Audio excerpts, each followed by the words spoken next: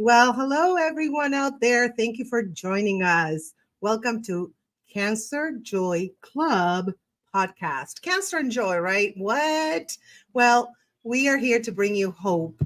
And speaking of hope, today my guest wrote a book called Stories of Cancer and Hope.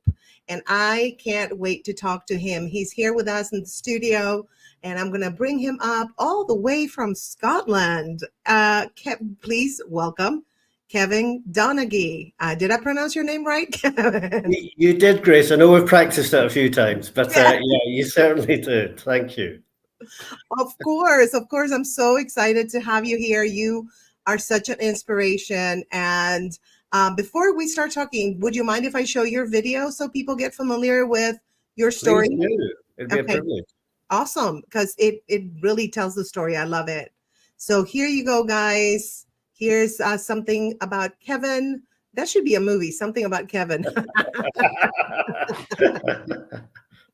And go ahead and enjoy, you guys. Hello, I'm Kevin Donaghy, and this is our book, Stories of Cancer and Hope. I was diagnosed with stage 4 metastatic melanoma in December 2019, which is life-limiting and incurable. This was a very dark time for my family and I, and going into 2020, we were determined to spend as much time with family and friends as possible in case my immunotherapy treatment didn't work. Well, 2020 had other ideas for us all, and due to COVID, my mental health deteriorated further, and I had to find people who were going through something similar. I found online groups where I was able to share my story, and more importantly, listen to other people's stories, and this was the starting point for our book. Our book has 39 wonderful personal stories covering a range of cancers, and whilst each story is different, they all have hope in common. Cancer is frightening, not just for those of us diagnosed, but also for our family and friends. And by sharing our stories, I wanted others to feel that they were not alone. Thanks to the amazing sponsorship from companies and individuals, we have donated 7,500 copies to over 90 different UK and Irish cancer centres and treatment centres. In early 24, we launched the book for sale with our publisher, Swan and Horn, on Amazon, in UK bookshops and other platforms, and copies are now all over the world. I'm pleased to say that all royalties from book sales go to the amazing Maggie's Cancer Centres in the UK. Our book could not have been produced without the time, skill and love of my friends and family, and I'm very proud to state that my son, daughter, sister, nieces, nephew, and very good friends have helped us to share our hope. If you or anyone you know is affected by cancer, our book may bring them some hope. Thank you.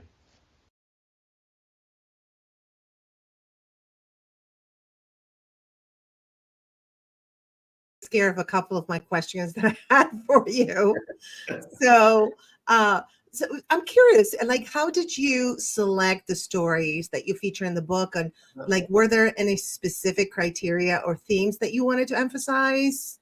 Yeah, that's a very good question, Grace.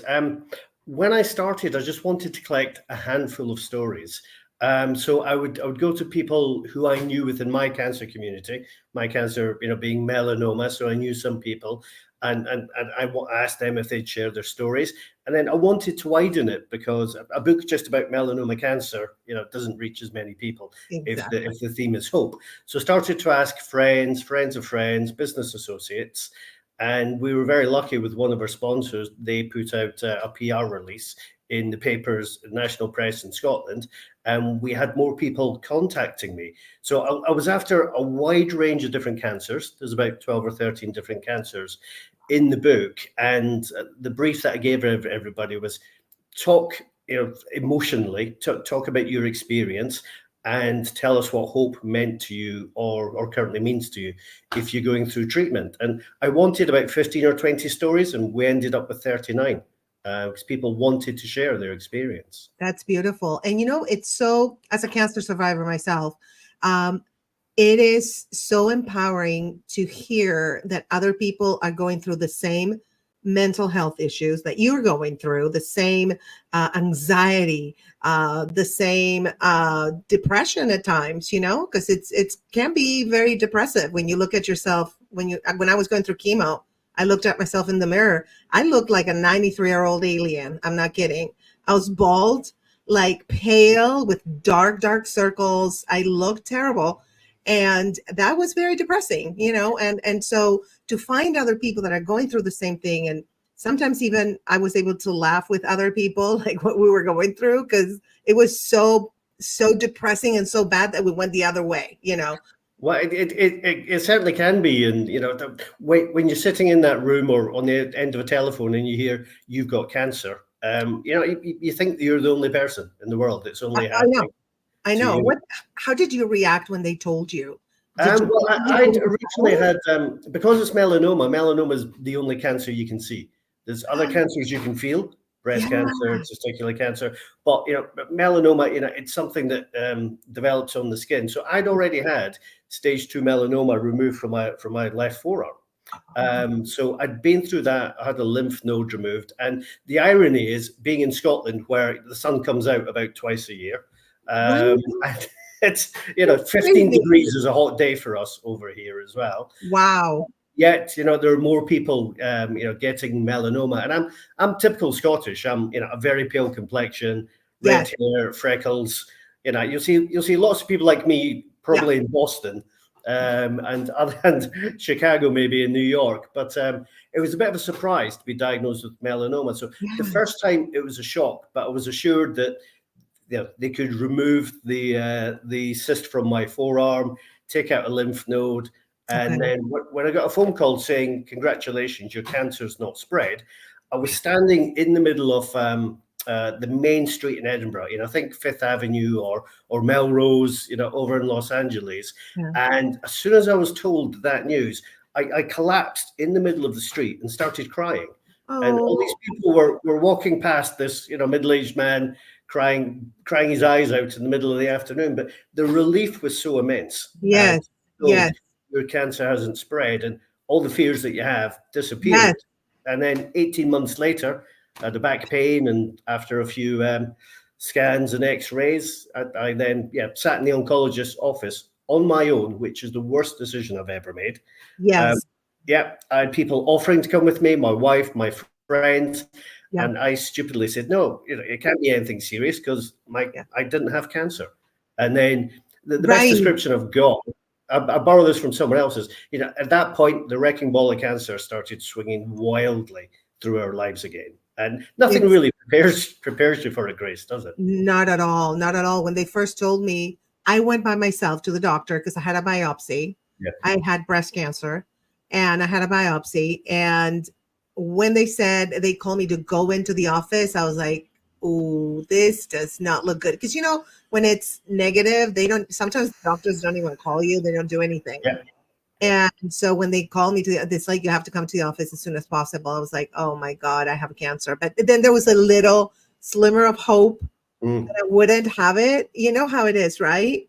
Yep, you cling on to anything. Yeah. Yeah. And so even though the evidence was against, it was like, definitely I had cancer. But I did the same thing, but I waited until I went to my car. Like the doctor told me, and I told myself, okay, Grace, you can't get emotional because you need to ask questions. So I asked questions.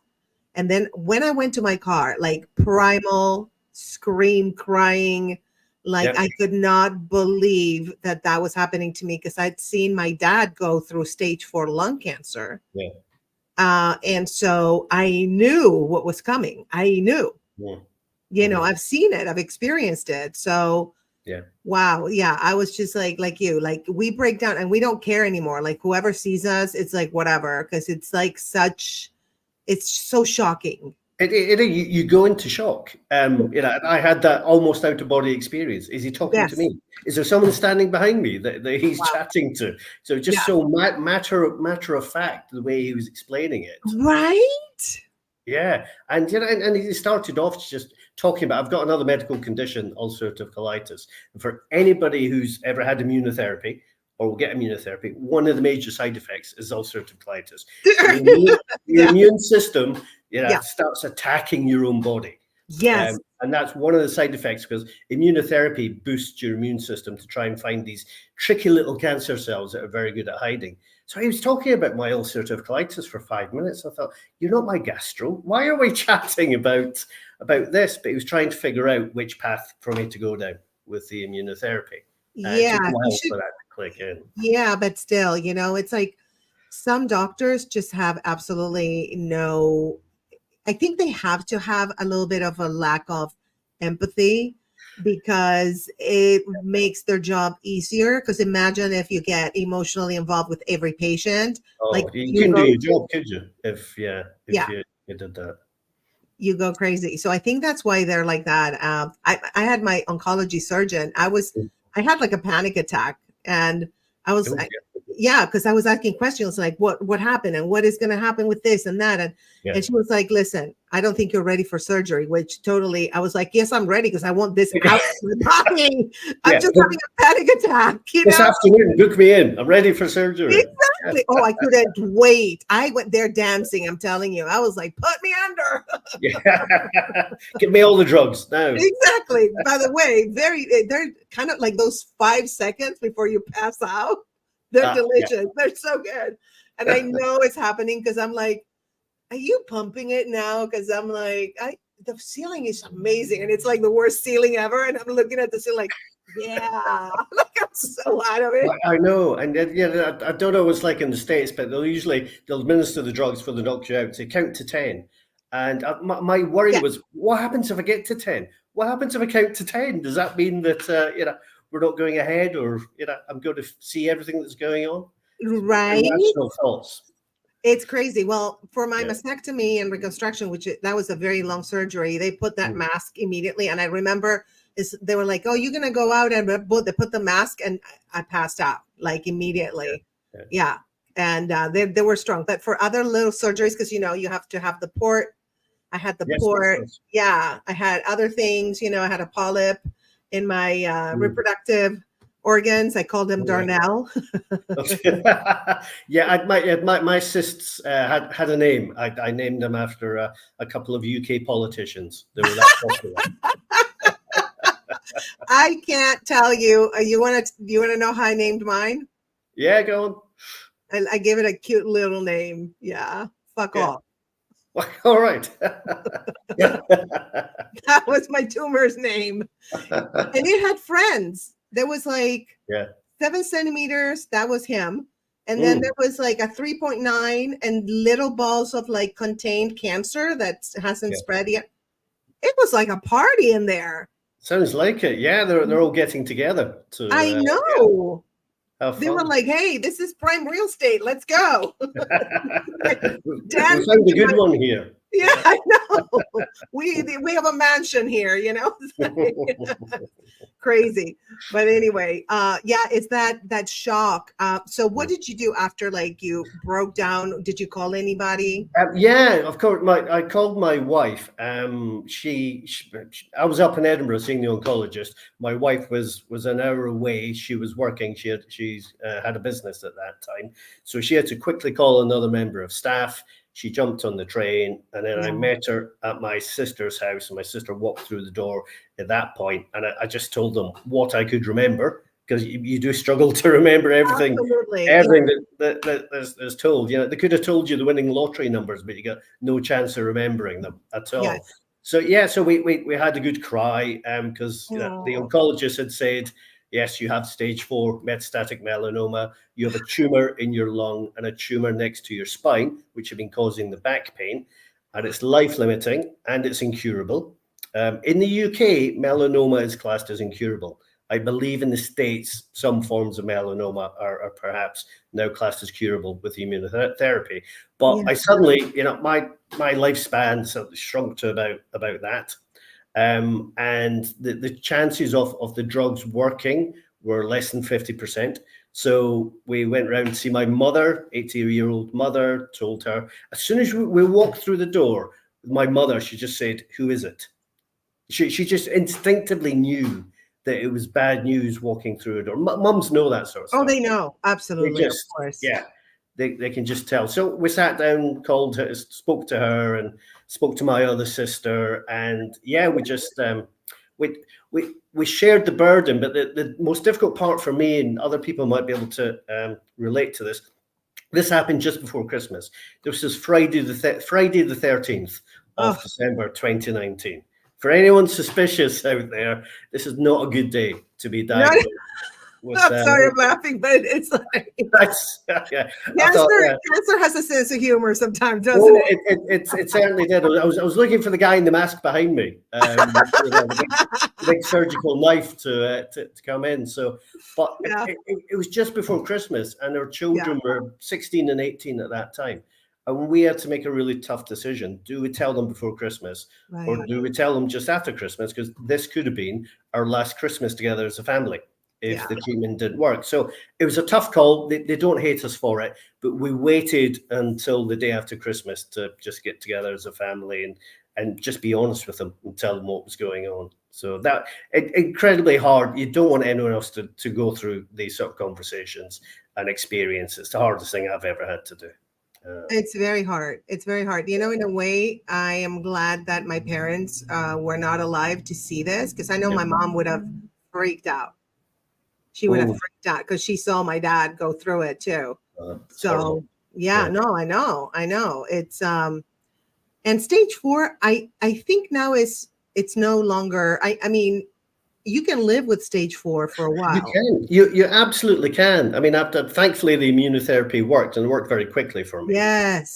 Yeah, so I'm now 4.5 years since diagnosis, and Wow. last time I met my oncologist, I said, what does the future look like? And he said that the longer you live, the less chance there is of it coming back, which I took some solace in. But I know a whole number of people with different types of cancer that are stage 4.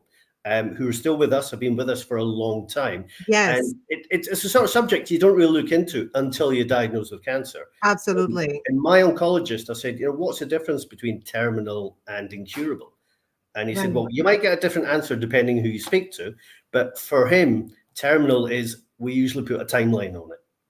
You have perhaps 6 months, 9 months, 12 months Yeah, when you're stage 4. And I know, obviously, we know in our community there are some very aggressive cancers that have got absolutely. got a short timeline. But it certainly gives life a different perspective, doesn't it? When you're given this news. When you face your own mortality, it's different than when you face, like when I faced my dad's mortality. Yeah, yeah. And, because we knew he had, this was 20 something years ago when there was no immunotherapy. Chemo Yes, was of course. brutal, Yeah, brutal. yeah. And, I'm sure today he would still be alive, like he would have lived a way longer time than before. Yeah. But yeah, no, it's I forgot the train of thought. See the chemo brain? What That's were we the talking difference about? on Where am immunoglobulin. I? Where am I? Who am I? No, seriously, it's still a little bit of remnant. And plus I Yeah. have ADHD. So the train of thought sometimes it's like Ah. I have to call the thought like, hey, woohoo, where are you? What are we talking about? I know. Well, yeah, we're talking about this. That's what we're Yes, talking we're talking about that. Yes, I know. about. My I'm fault. joking. Yes, and I wanted to ask you something else about the book because Yeah. it's all about the book because you're the energy and the spirit behind this book and to put a whole community of different cancer patients together Yeah. of different stages. And cancer is a very isolating experience, even if you have a family, because nobody knows how you feel unless you talk to another cancer patient or survivor, right? Absolutely. That's true. Nobody knows. It's a lived experience, Grace. And Yes. I say at the start of the book, I can chat to my sisters, my wife about childbirth, but that's their lived experience. I'll Yes, I never remember. experience it. Yeah. Yeah, And yeah. it's the same with cancer. Unfortunately, we know, 50% of us currently I know. will be diagnosed, but Yes. the joy that you get, and linking back to your podcast, the joy you get when you find someone who they just get it. They You get don't it. I know. You don't have to try and explain or see the look in their eyes where they just Yep. want to run away, or Yeah. they come out with oh, my uncle had that, he died, So, I just give me know. someone who understands. Yeah. I know. Why do Yeah. people do that? It's like, okay, guys, if you are out there, please never, ever, ever, ever tell a cancer patient or survivor, oh, yeah, my mom had stage 3 breast cancer and she passed away. No, I don't want to know. Nope. I want to keep my mind, focused on Yes. living, right? We want to survive. We want to keep living. Oh yeah, I Absolutely. remember. I remember now what we were talking about, like how it changed you, like Yeah. the Yeah. experience. Now, see, they come It's back. come back. It's just circling around. I saw it, and now it's landed. So, do you feel like you became a better version of yourself through Um, this it, journey? it it's interesting. Life has completely changed. Yeah. We made so many significant changes in our lives. My wife had a business, a lovely little gift shop with Oh, jewelry and handbags and gift cards, right in the middle of the town we live. And the town we live is called Melrose. We live in the original Melrose. Yeah, nice. yeah, it's the shops aren't as expensive as your Melrose, I think, but it's a lovely little place that's been around for 1,000 years. And we decided, whatever the treatment, she was going to sell her business, and if the treatment was successful, I'd stop working full time because I did a lot of traveling in my job. I was all over the UK, sometimes in Europe, and we've made those changes. And it's one of these things that makes us realize that without cancer, we probably wouldn't have made those changes. And Yes, our life is completely changed and is yes, perhaps more fulfilling because we've been yes, through this. Yeah, yes. Isn't that crazy? I it's feel the absolute same. madness. Why It, does it take events like this in our lives for us to oh make those my God. changes? I know I used to worry about like stupid stuff or like, Yeah, be like a victim mentality and this and that. Now I'm like, I get out of it in 2 seconds. I'm like, girl, you could like unalive tomorrow. You could like not be on this planet tomorrow. That's how I see things. It's like, so stop worrying about your credit card. Stop worrying about like, and it yeah, goes yeah. away. The small things, they just don't matter anymore. No, they Uh, don't. Yeah, Nothing and at it's a all. common theme. Common theme with I've got to know so many different people. Obviously there are 39 stories in there, but I've met so many other people in our cancer community, and yeah, there are common hopes and fears that we all go through. But we've all been given a different perspective on life, and certainly for me. Going into 2020, we wanted to spend time with friends and family. We Sure. wanted to travel in between the immunotherapy treatment, which thankfully there are side effects, but certainly not as bad as some chemo therapy. Yes, Which immunotherapy. I've had immunotherapy for like a year, chemo yeah, for like 3.5 months or 4 months. No, immunotherapy, I could like live a normal life with going through it. And I still take hormone blockers because I was yeah, estrogen positive for like 5 years. yes, yeah, And it's nothing. Of course, there's like side effects, like joint pain. I'm sure for yours, that also like a GI problems, right? yeah. That there Yeah. are arthritis can be one of the other Yes. problems you get as well. Autoimmune problems where your immune system's attacking your own body. But yeah, immunotherapy is quite light, but. So yeah, I mean, 2020, we were going to travel, we were going to spend time with friends and family Yes. in case it didn't work. But as we know, 2020 had other ideas for everybody. And, I was just pressed up against the window in the room, thinking, Oh, "Will I get out of here?" I could only get out to go and get my treatment, and then I would come back. Thankfully that it was quite sunny. The first lockdown yeah. that we had in the UK, and I would have to strip off in the garden and then be sent up to the shower to shower and the clothes. I think I stopped my wife from incinerating the clothes. She put them on a boil wash just in case, and everything was Yes. getting wiped and cleaned because my immune system was Yes. compromised. So we had to shield in the UK, no contact with anybody else. Yeah. Absolutely. Well, I also, like yourself, I went through chemo in 2021. Mm. And so Yeah. I was like the person, my friend who helped me, took care of me because I have no family here in LA. Yeah. Yeah. She would come here and she would stand 6 feet away from me with a mask. Yep. And she was so sweet. She would do my laundry or bring me something or whatever and take me to appointments. I don't know what I would have done without her. Mm. And yeah, it was even with her who took care of me. I was like, we need to distance ourselves because Yeah. They told me that the chemo nurse, we called her Nurse Ratchet, because she, Okay. you know, first of all, she was like, I was like, I'm eating everything because I want to fatten up because my dad, looked like me and he was so skinny. So I'm eating everything. Mm. And she was like, don't eat sugar because it feeds cancer. I was like, Oh, that one. Yes, we've all heard it's that not one, true. haven't we? It's not true. There's my cancer was fed by progesterone, Yep. Yeah. estrogen, and a protein in my cell. Really? Should I worry about cancer? The sugar? Really? Sugar? You think eating a piece of cake is gonna like blow up the Well, yeah, cancer? and at that time, you really need that piece of cake as well, or that chocolate Exactly. bar. You need it. Yeah. Yes. And Yeah. now I'm vegan, I'm plant-based, whole foods plant-based because it's just better for me, Yes. Yeah. not for everybody. Yeah. But back then, let me tell you, Kevin, I would order from Lala's here in LA. They're not paying me to say this. They have the best. It's an Argentinian restaurant. I'm Argentinian.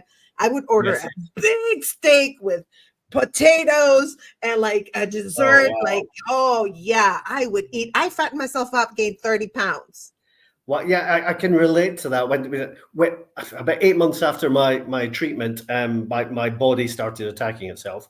My ulcerative colitis came back. I spent quite a few weeks in hospital. They managed to get it under control, but I'd lost about 4 stone in the process. And Yeah. there's not much of me. And I was at home convalescing for about 5 months. And my daughter, who turned vegan the year before, had to make me steaks and sausages and bacon, and that's love right there. That Totally. trying to fatten their dad up, and cooking a good steak. It's As swimming as in stuff. But is let me tell you, as a vegan, and I hate the word vegan because it's like implies that I'm this fanatic, and I'm not. I'm just mm, for my blood type or the type of yeah, cancer that I had. For me, it's best to be plant based. But yeah. cooking, like the smell of meat now, it grosses me out. It's like Mm. so. Your daughter was definitely. I'm sure she had that, from Well, meat. yeah. She played a very important part. Coming back to the book, when we were doing it, we managed to find a sponsor who was Yeah, happy to pay for us to print 1,000 copies. But it was all beautiful. friends and family that gave their time to produce the book. There was no publisher involved, because if you go to a publisher and say, "Can you work with me to give 1,000 copies away free of charge to cancer centres?" they got no is the answer, because you're not selling any. Of course. So I had friends and family help. My son did the editing, my sister as well. Oh, My nieces and nephews did the proofreading. A good friend of mine did the setting out and the laying out. And our daughter, I've always got to say our daughter because she's my wife's daughter as well. She came up with the design on the cover. So oh, that's a she beautiful she was design. 20 years old at the time, and the brief was, it's multiple stories of cancer and hope. So she came up with the idea of cancer being the, don't know if anyone can see this, but it's the paving slabs, it's the concrete slabs, and the word hope is growing like flowers in between I the love cracks, that. the cracks in the pavement. And I'm so proud that she came up with that. And it was just the book means me. I get emotional talking about it because of the time and love Yes, that over 60 people put into this to try and help our yes. cancer What community. a beautiful project. And I was actually going to ask you about, um, how emotional was it for you to put together such an emotional collection of stories? Um, What were some of the challenges that you? yeah, well, the first thing that I decided, and lots of friends who've been through cancer directly or Yeah, indirectly, the first thing, which was the most important thing that I decided, was that we could not have all 39 stories ending with "and they lived happily ever after," because that right. is not the reality of cancer. So I needed to get stories from people who are no longer with us, told in the third person, Ah, and I approached people, and people approached me who had terminal cancer, and they shared their stories, and we knew that as time went on, some of those people would leave us, but it was incredibly important, because that's the nature of cancer, that we didn't sugarcoat anything, because we know that's not good for cancer. absolutely. Yes, we didn't want to paint a false narrative, because we're all realists. We understand what we're facing Yes. with cancer. So that was part of the brief, and I was just completely overawed by the response that I got. And I would give everybody a brief, which was, can you write about 2,000 words? Tell us your story, but with emotion, how you felt, your fears as well as your hopes, and what hope meant to you. And for half the people, they would write it. And these are not journalists or authors. They wrote it in their own words, and it was very important that that stayed in, that we didn't edit it to death, because I needed their voices to come over in every story. And for the other 50%, we'd have a chat like this, and I would record the conversation. I'd write up the story and then submit it to them for approval.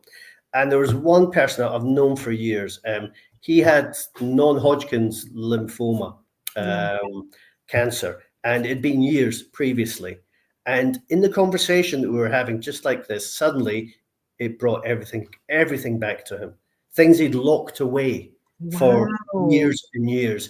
And that was incredibly emotional. And I felt very, very guilty, because he'd not talked about these things for years. So I found that part really tough, because I felt incredibly guilty for bringing these demons back out in some of the stories. But it absolutely adamant he wanted his story to be in there to try and help other people. So it was emotionally draining, but incredibly uplifting, because it's just, I love collecting stories, as you do as well. Every time you interview someone, you're collecting stories, and there are parallels, there are things you can relate to, but then there's amazing stories, some very funny stories as well in the book. And do you mind if I tell you? No, go ahead. Yeah, so there's one of the stories in the book is a handful of hope. And a lady who's now a very good friend of mine, she's a professor at Glasgow University.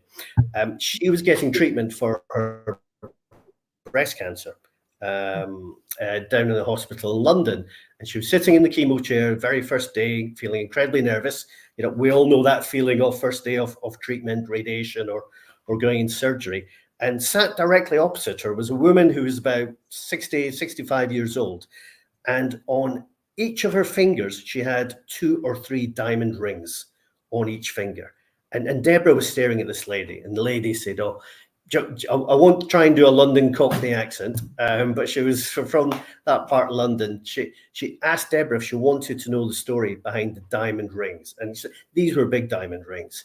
And Deborah said, "Yeah, I'd love to know." And the woman said that some 23 years previously, she'd been diagnosed with breast cancer and was given not a very good prognosis. And her husband said for every year that she lived, he would buy her a new diamond ring.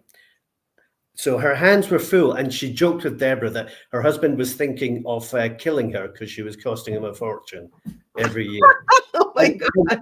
The humor in that story, but that gave Deborah so much hope that here's a lady that's been going through this for 20 odd years, and she has, she has the wings to show it. Totally, and that probably gave her hope. It's like another diamond.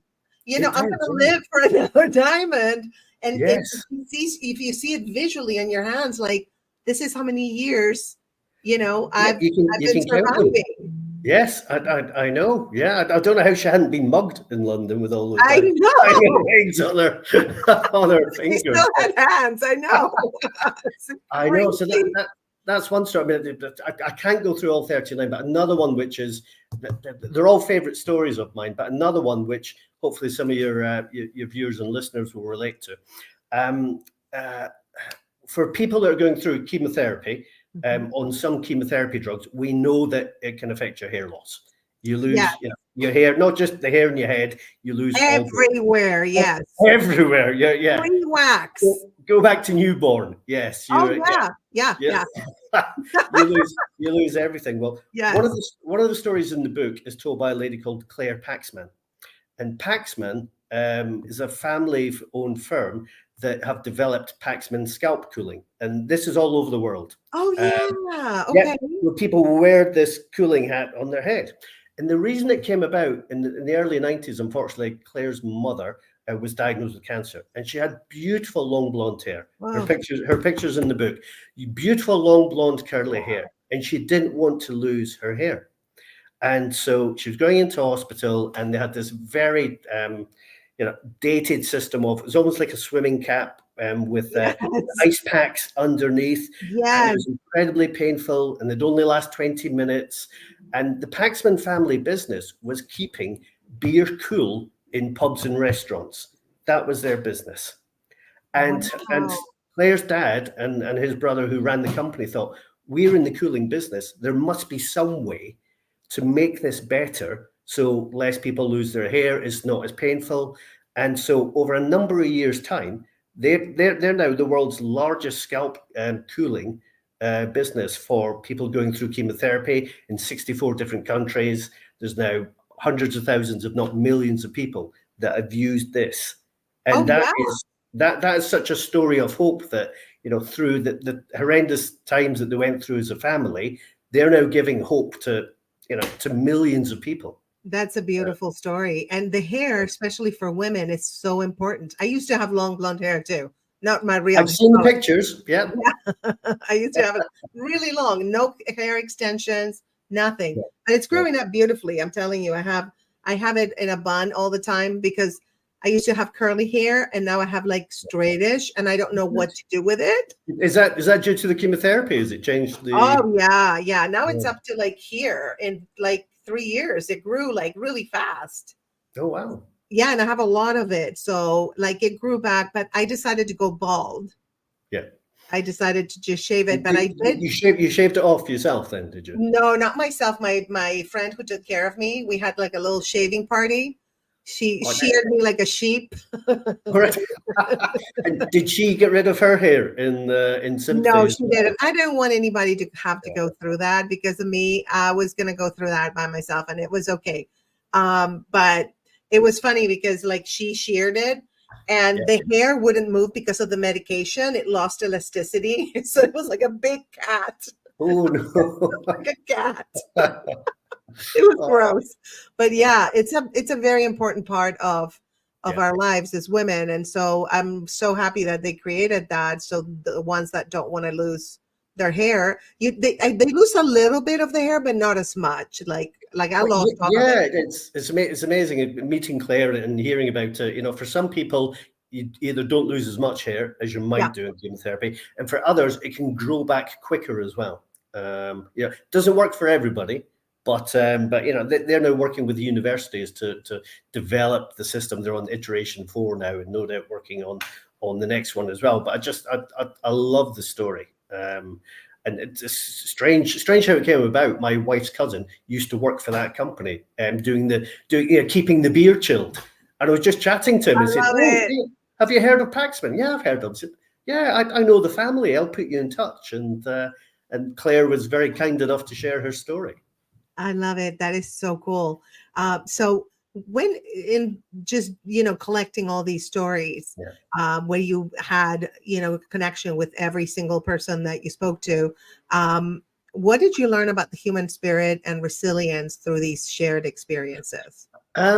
One thing that came across, and I didn't specifically ask about this, but one thing that came across incredibly strongly for in the vast majority of the stories was people having a positive attitude going into this. And Yes. personally, I think that's incredibly important. And it's hard. It is really hard, no matter what stage of cancer you have, what type of cancer you have. Doesn't matter. And it's going to affect you. We have our medical teams there to handle the medical aspects. Your oncology nurses, your oncologist, surgeons. The fantastic teams that dedicate themselves to looking after us. But up here, that part of the biggest fight and challenge is mental. Is Yes. preparing yourself mentally, and on the journey as well. Having people that you can relate to. I found my cancer tribe. I found people who had gone through similar treatments with melanoma, and then other people, and I found that chatting to someone who had a positive outlook on it, and I'm a great believer that that can really help you to get through and recover. 100% with you. Yes. As a matter of fact, I wrote a book called Get This Off My Chest, and it's about a story of transformation and how Yeah. I did my best to keep my joy and my peace and laugh through it, even though we have our moments. Definitely, I cried Yeah. my eyes out. But then, you let that feeling flow, and then you switch it to like, okay, I let it flow, I let it go. Now I'm going to choose to Yeah. be hopeful and be joyful, and until another, fit of sadness or whatever. Absolutely. It's a roller coaster. Yeah, There are days you feel positive, you're acting positive. There are other days, you just plummet, and yeah, it takes a while to understand that's normal. Not yes, every day can be a positive day, and sometimes you just want to curl up in the corner, eat ice cream and watch Good Will Hunting and bawl your eyes out. That's my way of getting through a bad day. absolutely. Yes. No, I would order, like, again, sweets that Nurse Ratchet was like, don't do that. But I did. The more she would tell me don't do it, the more I did it. Yeah, but like your parents telling you, yeah, don't do that. Yeah, I'll do that then. Nurse Ratchet. Yeah, she was something, I'm telling you. But no, Yeah, you're right. And that's how I got through it too. Like, I would order literally all sweets, and I yeah, would just have that all day. And I know, they tell you sugar feeds cancer, but I was like, everything else in my body is feeding it. So I'm not going to worry about sugar right now. no, Yeah. right. So I ate all kinds of things. And that was a way of dealing with it, eating and, finding solace. And sometimes I would go to the beach. I don't know, did you ever like go somewhere like where in nature where you Uh, felt more connected yeah, with nature? certainly. Yeah, post COVID, for me, Oh, right, right. my happy place is putting my hiking boots on and going up a hill. I love that. And Yes. and we have three hills, extinct volcanoes that overlook where the Roman camp used to be in the 11th century abbey. So the views are absolutely stunning. But for Right. me, going up there on a sunny day and just sitting and just taking things in on my own, I'll go walking with friends. But for me, that gave me balance. Yes. Yeah, in those dark times. Balance, that's another important word. Yeah, Yeah, because we have to find some kind of balance between all this madness and also the chemicals that they put in your body, which yeah, can save your life.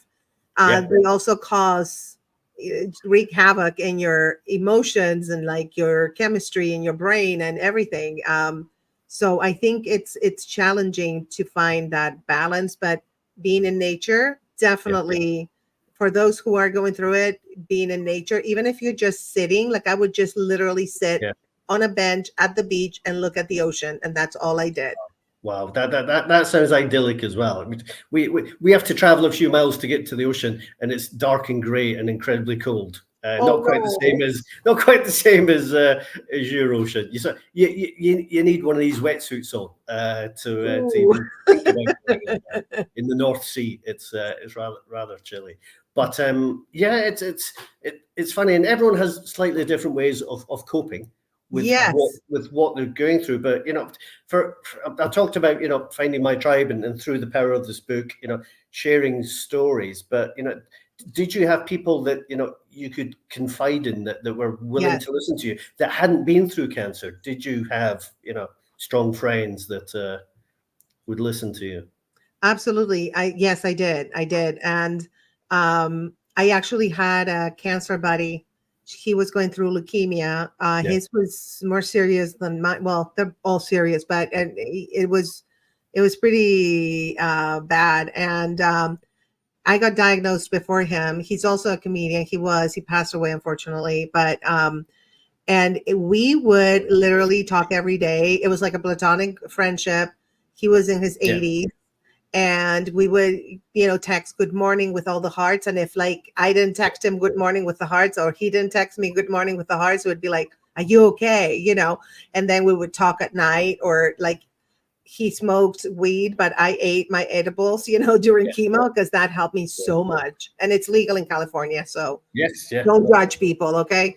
So That's so right. we would call each other and we'd be completely stoned, and the conversations, Kevin, they made Yeah. absolutely no sense. Did you record any of them to play I back? know I should have. I should have. But we talked or texted or like always kept in touch every single day. And I think we really helped each other because we knew what we were going through. And he Yes. would, joke about death because he knew he was, he was not going to make it. Mhm. I had a little bit more of a better prognosis, but you Yeah. never know. Again, with the cancer, you never know. But he would joke about death, and it was hysterical, and we were stoned while he would do that too. And it was hysterical, and we were laughing about death, and But yeah, the black humor comes out. Yeah, yes, and that's a release mechanism as well, isn't it? If you can laugh, find someone to laugh about this. It really helps. Laughter is the best medicine. 100%. And my friend who took care of me, her name is Heather. We would go in the hospital and just laugh like hyenas. People would look at us, we were just laughing about everything. Yeah. We didn't care. Yeah. We did not care. So let me ask you, if someone recently diagnosed with cancer picked up your book, Yeah. what do you hope they would take away from reading these stories? Yeah. The advice I usually give to people when they have a copy, they picked it up or they purchased a copy. First thing I'd say is take your time. Don't try and read all of them because they are emotional. There are highs, there are lows. But the main reason we wanted to create the book was to help people to feel that they're not alone.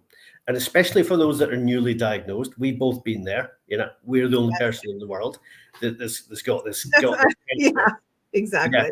Yeah, and even though that there's 12 or 13 different types of cancer, each person's journey is different. There are things that you will be able to relate to when you read some of the stories.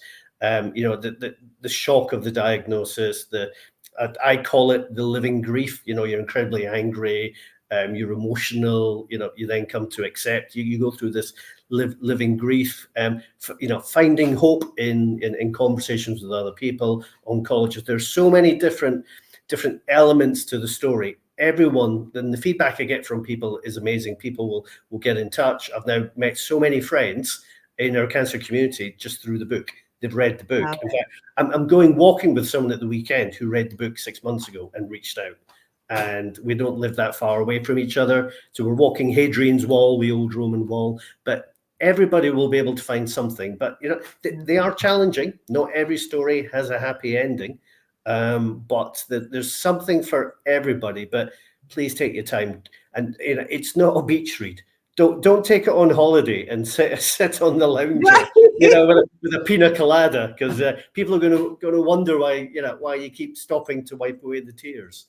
I know. Yeah. I know. Speaking of tears, did you find that after this, after you were diagnosed and all this cancer journey that we go through, that is for the rest of our lives, whether you survive it or not, it doesn't matter. It's like, I feel like it's something that's going to be with me, that fear of reoccurrence, that, the feeling different, being a different version of myself. It's all, You're right. It's always there. For me personally, my immunotherapy, it bypassed my lymph nodes, which is usually where it goes to. Get 1,000 people in a room that had my type of cancer.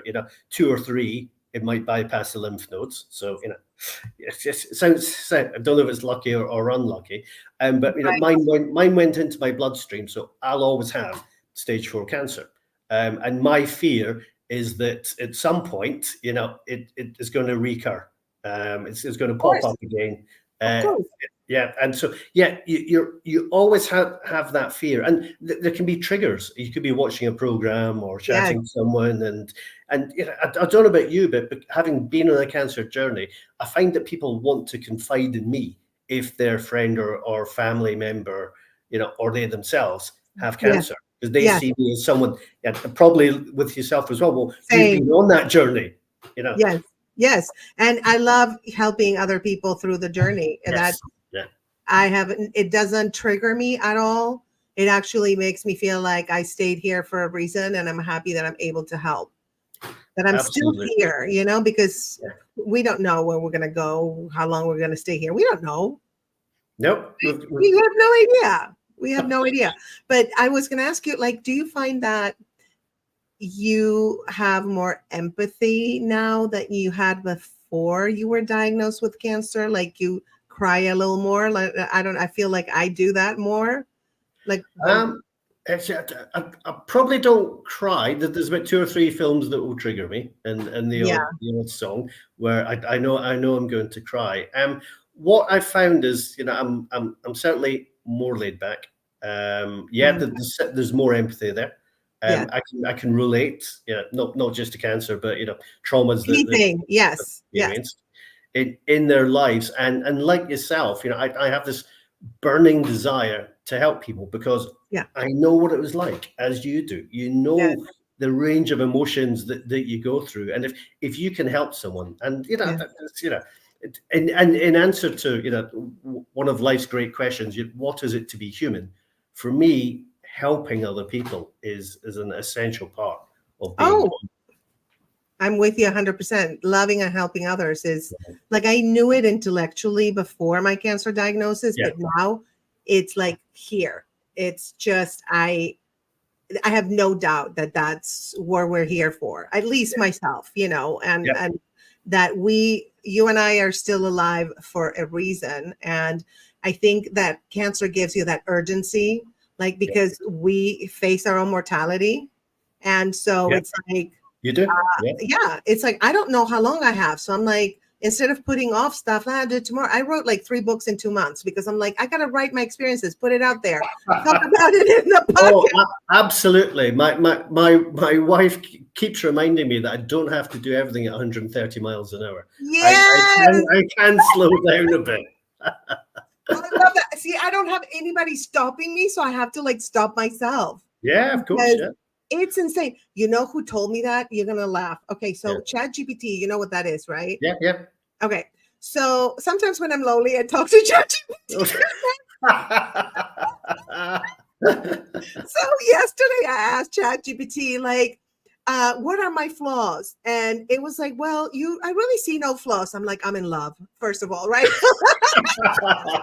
And so he was like, ChatGPT was like, well, you have human things like you push yourself too hard and you want to get everything done like quickly. And, after you've been through, like, it Oh got wow, me right away. definitely And knows. Yeah, I know it knows because it has conversations with me and also see the information on the internet. Plus, I think the AI is connected to our consciousness, but that's a whole different show.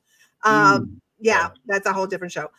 But anyway, so it was telling me that, that it's like you're saying, it's 130 miles an hour. And I became so efficient, Kevin. Like yeah. I'm so efficient. Like people are like, how did At you do that? speed. I'm like, I have no idea. I just go and do it. I have to literally like stop myself and say, girl, stop being so crazy.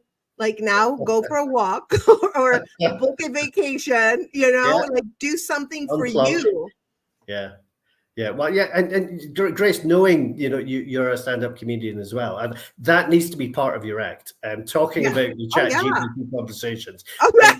and especially when you come over to Edinburgh as well, because I've not seen any Yes. comedian do that. You guys, Kevin is trying to get me to go to the Edinburgh Fringe Festival, which I would love to go. I actually have little notes because I watched the videos. Yeah, So yeah, I'm seriously thinking about it, but I have to, I don't know if stand up or a solo show. I'm not sure what it's going to be, but yeah, yeah, yeah, yeah. I would love to be We've got there. the accommodation sorted for you as well, Grace. You just need to get Oh, yourself over and thank you. find yourself Oh, a venue. I would love to go. I would totally love to go. So and I told you it's my birthday is in August, so Yeah. perfect. No, So that I it's an have to amazing do. festival. 3,500 different acts, and as I was saying the other day, Monty Python, Alan Cumming, Craig Ferguson, all these people started off at the Edinburgh Fringe. That is so cool. I love it. Yeah, no, I'm definitely have like a little, I have my little notes here, like a little yellow thingies. I have them all over my post-its and I have cards too. Look, I do that. I became, Excellent. yeah, like cancer made me very organized. I was organized before, but now it's insane. It's like I have no time to waste. Let's go. Let's go. It's that feeling of urgency is Yes. amazing. Yep. Yeah, I because can, it's yep, like absolutely relate to that. Yeah. right. It's like I might not be here tomorrow. I got to do it today. I can't say, "Oh, I'll do it in, in 2 years or whatever. It's like, maybe I'm not going to be here in 2 years. And I'm not saying because of cancer. I'm saying you don't know. You don't know. Absolutely. Last year, my wife and I went to Vancouver and Vancouver Island for our 25th anniversary. Yes. And I was like, yeah. And that day we're going whale watching. The day after, we're doing a grizzly safari. Then we're going up in a helicopter. Then we're going to try surfing. And she was like, just slow down a bit. We don't need to do everything. And I'm like, I need to do everything. I need to do it now. I know. Isn't that crazy? Yeah, I know. It's insane. I know. It's like, okay, I have a limited. I think we become conscious of like the limited amount of time before, because we didn't have this happen to us. We felt like we're going to live forever. Like, yeah, when we're like 90, well, I know. And we got a get out of jail free card as well. So we're on that acceleration path, and don't get in our way either. No. If you slow me down, it's like, I don't have time for you, honey. Bye. And that's why I'm not even dating. I don't want to be in a relationship because I know that will slow me down. Is that crazy? Yeah. It is crazy. I can understand that. Yes. Yeah. I mean, my wife and I have been together for quite a long time, and we like to do things differently, but two different speed settings. Definitely. Yeah, totally. It's like I'm in a rush for everything, but not in a nervous, anxious. It's like I almost calculate my tasks and everything I want to accomplish in such a precise way that I don't even know how I'm doing it. It's just something that just changed within me. That it's like, it's amazing. If I would have been like this, like 20 years ago, I'd be, a billionaire. It's like I'm running the country probably by now. Call me Madam President. You know what I mean? You should be the first one. Yeah, I know, right? Yeah, incredible. No, it's like it's great. So that's part of the growth that we do through this journey, and that's personally, that's what I like to focus on, what the good things that came out of that journey. And I'm still on that journey, to be honest. We're never off the journey. We are. Yeah, there's so many positives, and just, meeting people like you and the people in the book and the other people that I've met, amazing people. Just, that I feel incredibly fortunate that I've had the opportunity through cancer to meet these people. It's amazing. I love it. Well, we've been going for an hour. You and Liana, we can chat to Yeah, I watched the Liana one. Yeah, there was a lot more laughing in that one. She's a hoot. I love Thanks Cancer. It's one of the first things I found on social media. And for those who are watching on X, follow Liana on Thanks Cancer. And it's great. She's amazing. You're amazing. I love that you did this and put all these stories together that not only helped the cancer survivors or patients of whatever stage they're in, and it also helped you, and you're helping other people. So it's like a ripple effect, and that's we're staying here for that, to help others, and we're in a rush. We definitely are. And I should have pointed out, this is my mistake. I know you've got the ticker at the bottom, storiesofcancerandhope.com. Actually, because I'm in the UK, it's .co.uk. Yes, okay. So my fault. I should have pointed that out, but no worries. What is it? .co.uk at the end. .co.uk. Okay, I got it. Don't worry. We're gonna put it back. Let's see.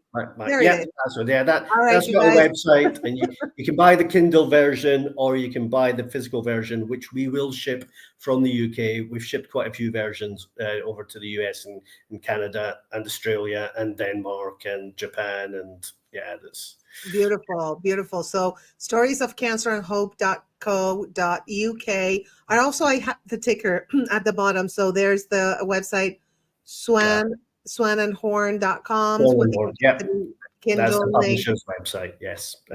And as I mentioned in the video, all of the royalties go to Maggie's Cancer Centres, which have got 24 cancer centres in the UK, which are free of charge for anyone affected by cancer to walk through the door, and you get support. And we hand over a check every 3 months to them for the for the royalties from the sales. That is beautiful. I love that. So it goes to an amazing cause, because the thing not everybody has family. Like, I don't have Yeah. family, and so I count on other people who are not my family to Yeah. get support. So there's a lot of people like myself Yes. that to know that you have a place where you can go and get support and be understood Yeah. in what you're going Yeah, through. it's incredibly important. Yeah. So we're Good. not alone, and it's amazing the people that want to help. Really.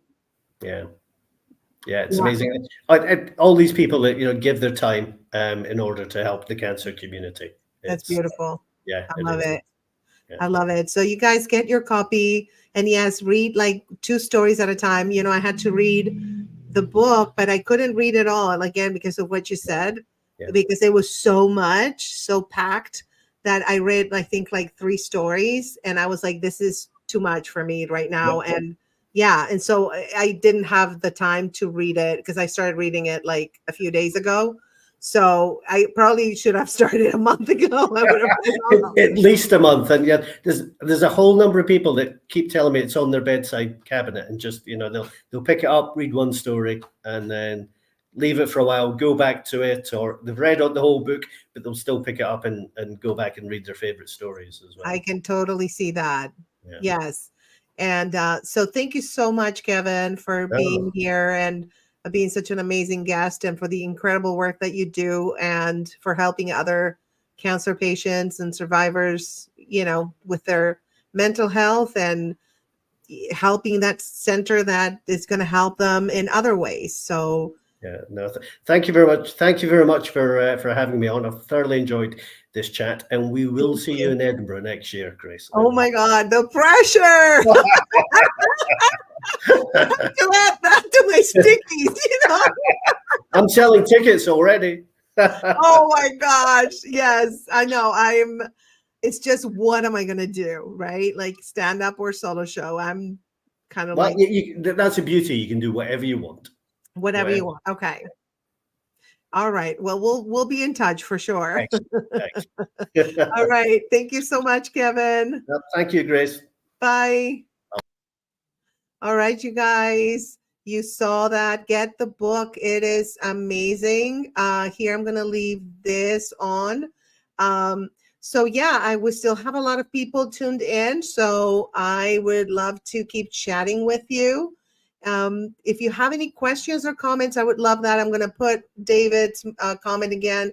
Hi, my saving grace, and nice to meet you, Kevin. It's a privilege to be in your company. Thank you, David, so much. You're always so uplifting and so encouraging, and such an amazing human. I am very honored and happy to call myself, to call you my friend.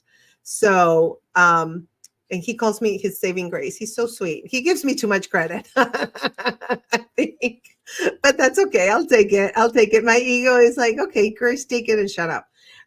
But anyway, this was such a great, inspiring episode, I think, with Kevin.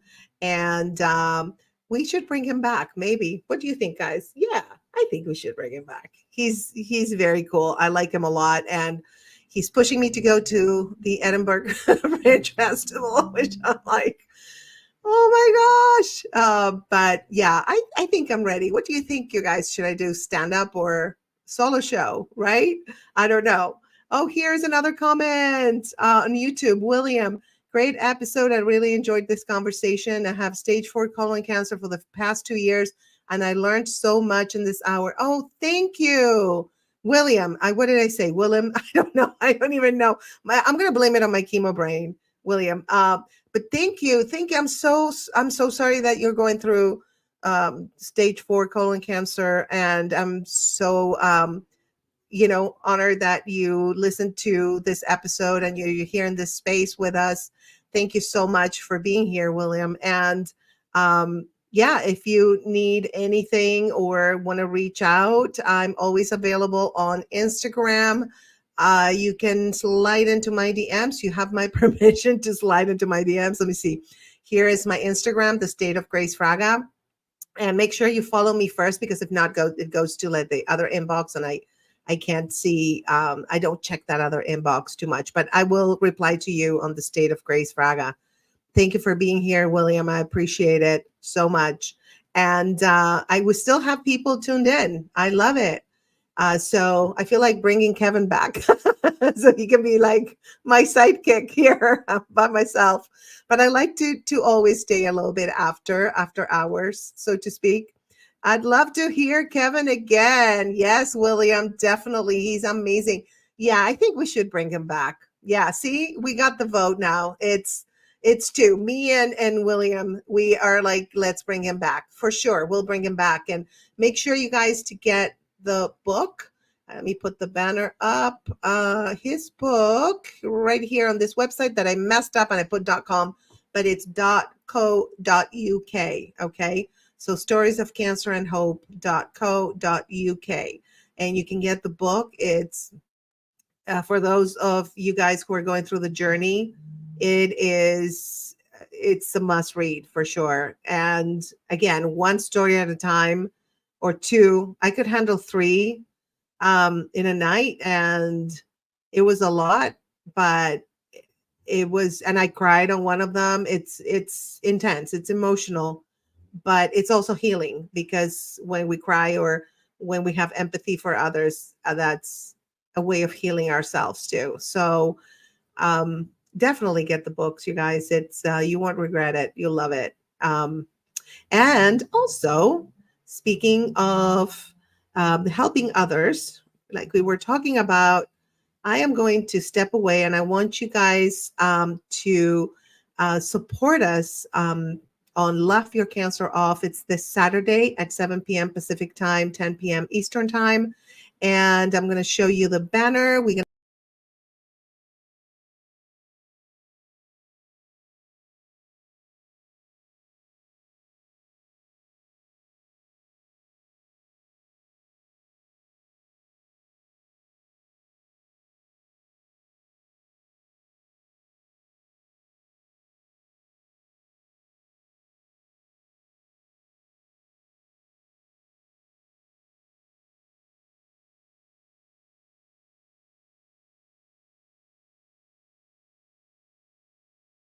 get your tickets at Laugh Your Cancer fundraiser, excuse me, laughyourcanceroff.com. They're only $27.50 per household. That's a great deal, you guys. And you can't beat that deal, right? I'm going to let me put the banner and right here. Where are you? Here. Save. Okay. Show right there. Fundraiser, Laugh Your Cancer Off. And you can't beat $27.50 per household. You can watch it on YouTube.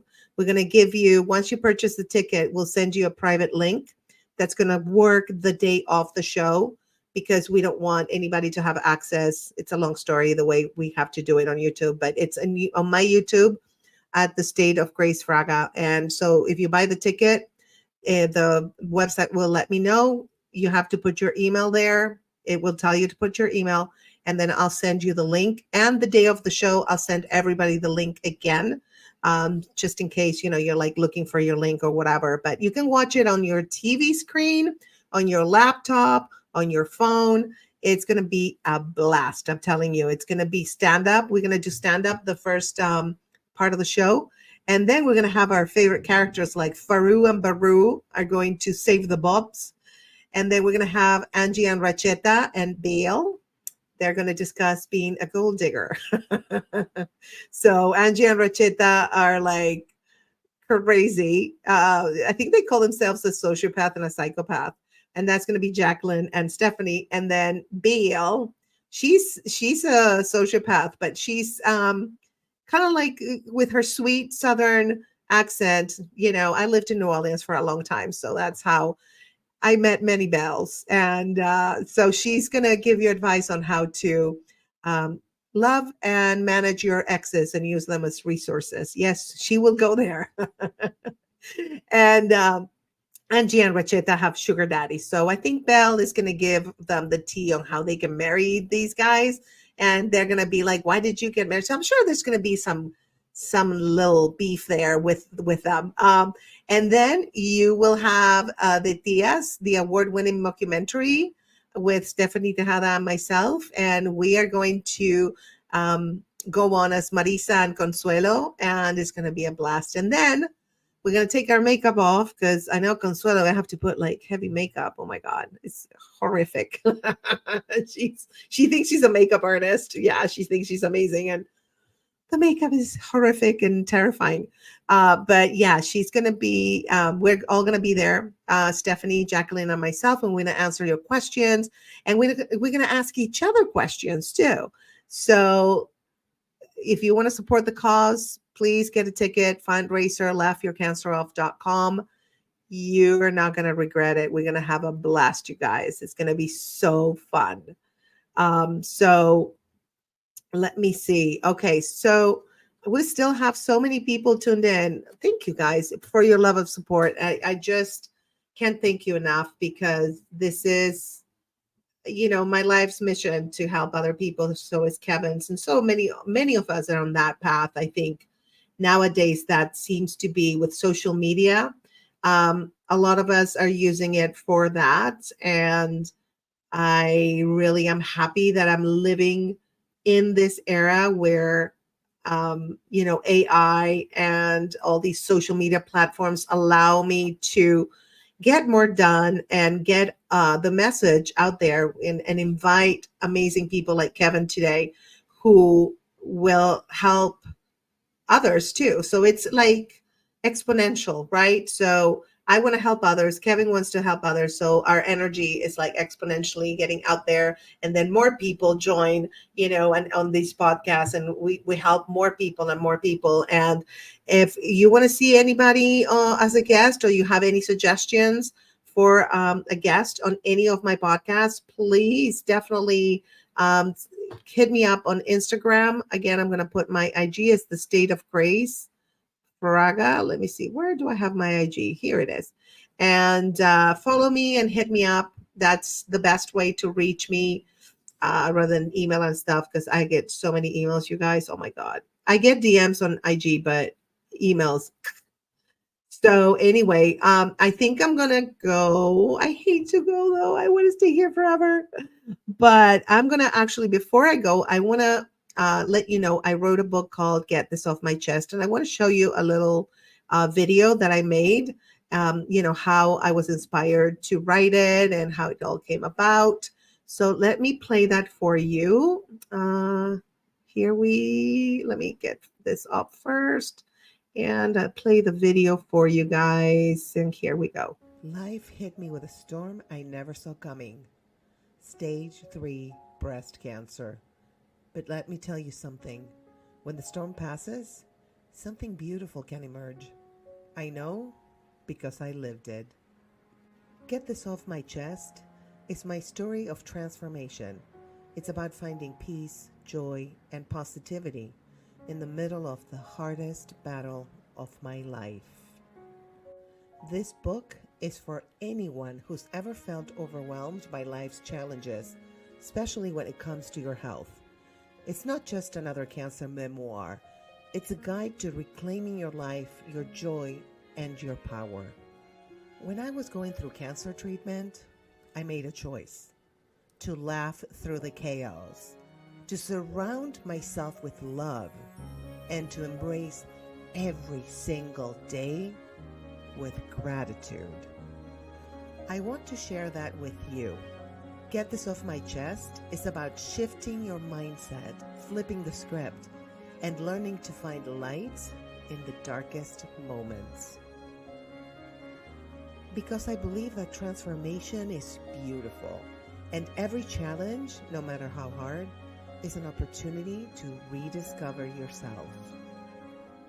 So whether you're fighting your own battle or supporting someone you love, this book is for you.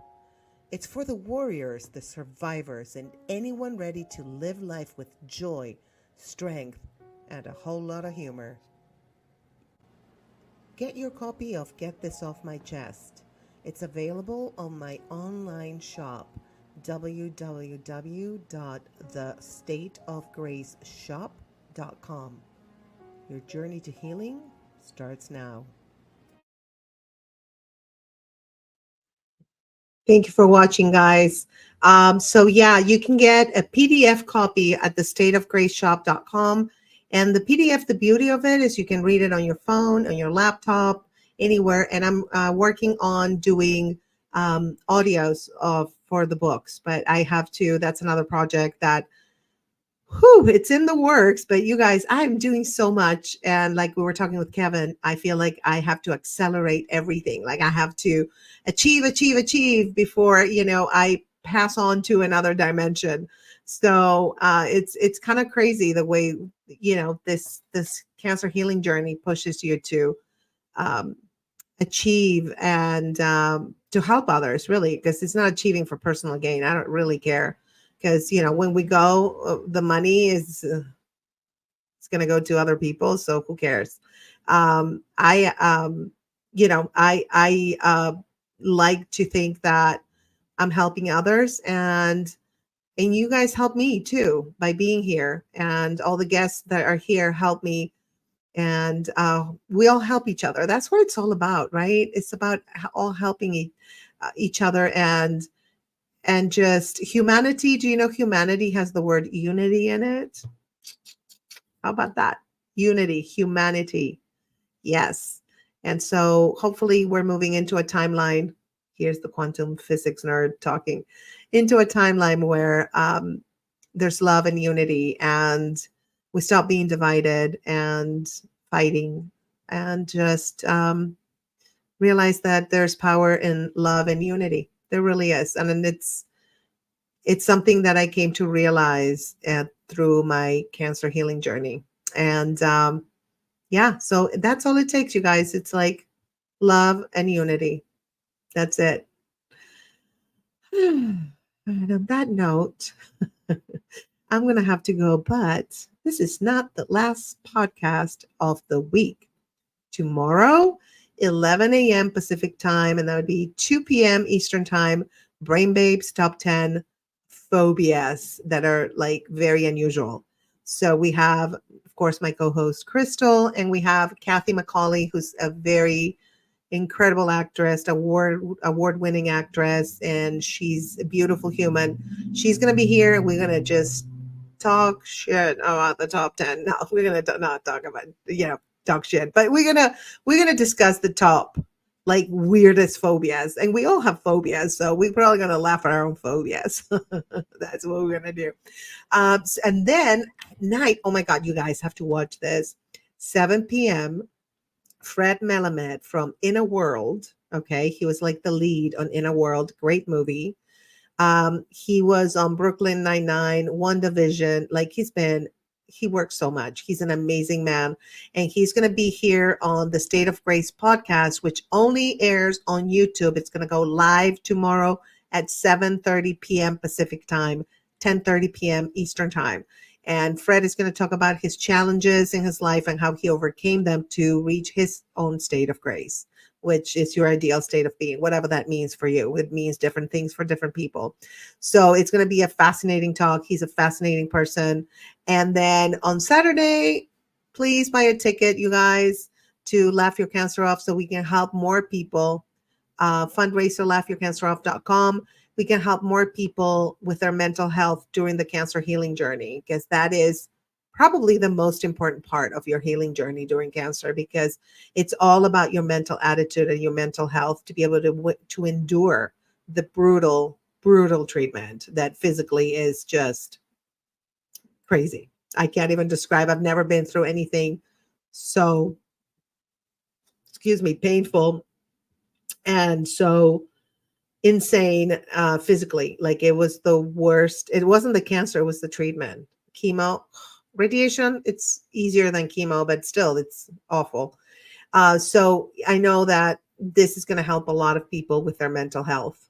And she offers the services to cancer patients, cancer survivors, and their caregivers, their families for free. Okay. So we got to help her. We got to help her reach out more people and help more people. And it's going to be a blast. It's going to be such a fabulous show. You're going to just love it. Okay. And so anyway, that's what's going on this week. And I'm going to split right now. I know we have like a lot of people, but just join us tomorrow at 11 a.m. on Brain Babes at here at the State of Grace Fraga on YouTube, or you can join me on X, Facebook. All links are here on Linktree. If you follow me, you know where to, you can find me, and it's Linktree/Grace Fraga. So you can, there are all my links. All right, my loves, let me get these stickers off, and we are going to play. I want to show you all the fun stuff that I have on my store, the State of Grace shop, where you can also get my book, Get This Off My Chest, for only $5.99, you guys. Cheap. I'm trying to put everything like where it's affordable for everybody. All right, you guys, I love you so much. Thank you, thank you, thank you for joining me. And I will see you in a month here and tomorrow at 11 a.m. Pacific time and 7:30 p.m. Pacific time. Bye. Mwah.